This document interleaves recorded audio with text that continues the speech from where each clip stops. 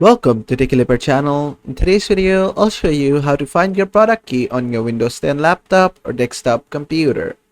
Okay, so to get your product key, what you need to do is just go to the search bar and type for regedit. Then just open up Registry Editor from the best matches. Click on yes.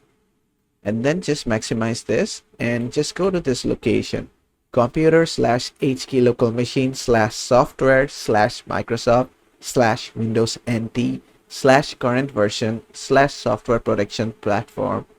And from here, you're going to find a file called the backup product key default. Just open this. Then you can just copy this. This is your product key. As you can see, this is a 1, 2, 3, 4, 5. That's a 25-digit key, I think. So this is basically the product key of your Windows 10. You can just copy this and use it however you want. And basically that is how to find the product key on your Windows 10 laptop or desktop computer. I hope this video was helpful. If it was, please give it a thumbs up and don't forget to subscribe.